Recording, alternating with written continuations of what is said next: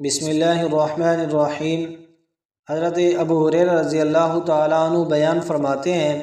رسول اللہ صلی اللہ علیہ وسلم نے فرمایا، بندہ کہتا ہے میرا مال، حالانکہ اس کا مال فقط 3 صورتوں میں ہے، جو اس نے کھا کر ختم کر دیا، یا پہن کر بوسیدہ کر دیا، یا اللہ کی راہ میں دے کر ذخیرہ کر لیا، اور جو کچھ ان کے علاوہ ہے وہ تو اسے لوگوں کے لیے چھوڑ کر جانے والا ہے۔ حضرت انس رضی اللہ تعالیٰ عنہ بیان فرماتے ہیں، رسول اللہ صلی اللہ علیہ وسلم نے فرمایا، میت کے ساتھ 3 چیزیں جاتی ہیں، ان میں سے 2 واپس آ جاتی ہیں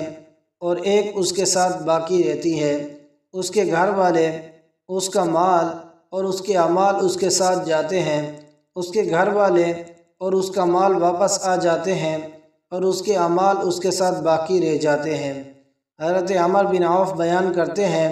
رسول اللہ صلی اللہ علیہ وسلم نے فرمایا، اللہ کی قسم میں تمہارے متعلق فقر سے نہیں ڈرتا، لیکن مجھے تمہارے متعلق اس بات کا اندیشہ ہے کہ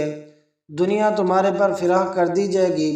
جیسے تم سے پہلے لوگوں پر فراخ کی گئی تھی، پھر تم اس کے متعلق ویسے ہی رغبت رکھو گے جیسے انہوں نے اس کے متعلق رغبت رکھی، اور وہ تمہیں ہلاک کر دے گی جیسے اس نے انہیں ہلاک کر دیا۔ حضرت عبداللہ بن مسعود رضی اللہ تعالیٰ عنہ بیان فرماتے ہیں، رسول اللہ صلی اللہ علیہ وسلم نے فرمایا، شفا دینے والی 2 چیزوں کو لازم پکڑو، نمبر 1 شہد، نمبر 2 قرآن مجید۔ حضرت ابو ہریرہ رضی اللہ تعالیٰ عنہ بیان فرماتے ہیں، رسول اللہ صلی اللہ علیہ وسلم نے فرمایا، جو شخص ہر ماہ 3 روز شہد چاٹتا ہے تو اسے کوئی بیماری لاحق نہیں ہوتی۔